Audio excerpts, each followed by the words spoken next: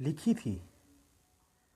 हुआ होता क्या, मतलब 1 अप्रैल था जैसे जन्म, तो उन दिनों तो बच्चों के एडमिशन होते हैं, इसलिए बच्चे होते ही नहीं थे विद्याव्रत में। पर 24 नवंबर को, हर 24 नवंबर को हम लेकर जाते थे अलग अलग क्लासेस के अलग अलग टाइम पे। पर उनके स्तर पर, जैसे 8वीं का बच्चा है या छठी का बच्चा है, उसकी क्लास है, उनको लेकर गए लड़के लड़कियों को, तो रो में बिठाया और फिर हमने घुमाने के बाद, माथा वगैरह टेकने के बाद, फिर हम हिस्ट्री बताते थे उनके स्तर की। तो मैं तो मतलब मेरा तो खास ये था कि जो उनकी शिक्षाओं में प्रदूषण वाला विभाग होता है सभी गुरुओं में, वो हम बताया, मैं तो कम से कम वो बताता था। और उसी सिलसिले में मैंने ये फिर ये लिखी थी पंक्तियाँ। मैं तो मतलब हैरान हूँ कि उन बच्चों को भी ये बताया करता हूँ। अब ये आप ये देखो, छठे गुरु थे हरगोविंद जी, उन्हीं के तो पुत्र थे तेग बहादुर जी।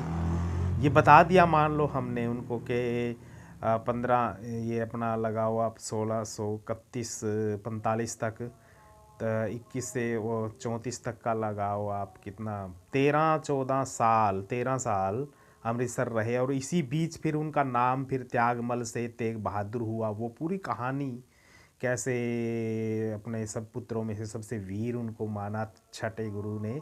और फिर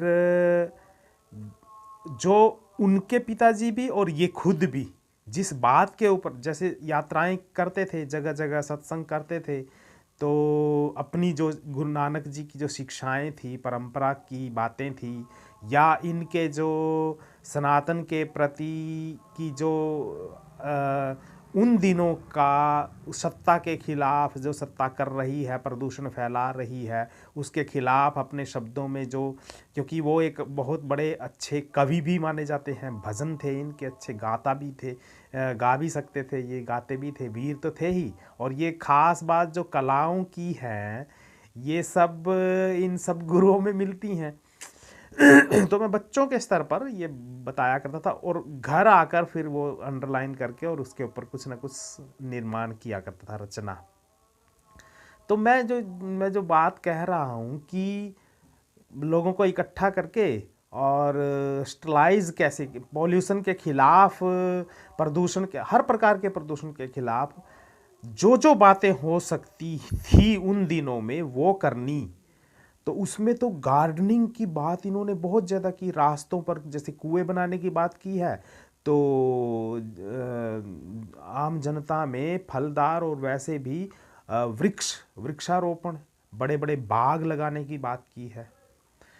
परंतु अब गुरुद्वारों का हाल देखिए आप, कहीं एक एक एक पेड़, एक फूल का पेड़, एक फल का पेड़ कहीं मिलता है। ऐतिहासिक नाम से वो अमृतसर में एक बेरी तो रखी है बस, और कहीं भी गार्डनिंग नहीं है।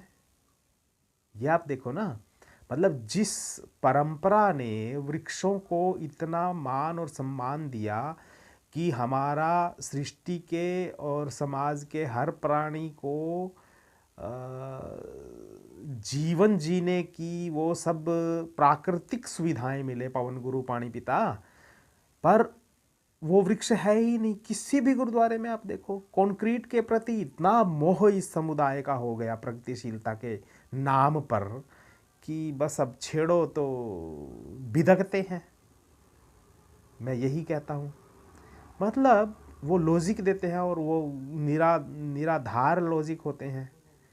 मतलब अपनी परंपरा को नकार कर और केवल बिल्डिंगें बनाकर और थोड़ा सा ये भलाई का काम करने के नाम पर ये बस इतना तक सीमित रह गया समुदाय।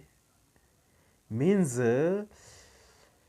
यदि राम वृक्षारोपण अपने इस पथ पर क्या क्या जंगल की बात करते हैं वो सब, और इन्होंने भी की, परंतु उस पक्ष को ये पर्दा डाल देते हैं ये लोग।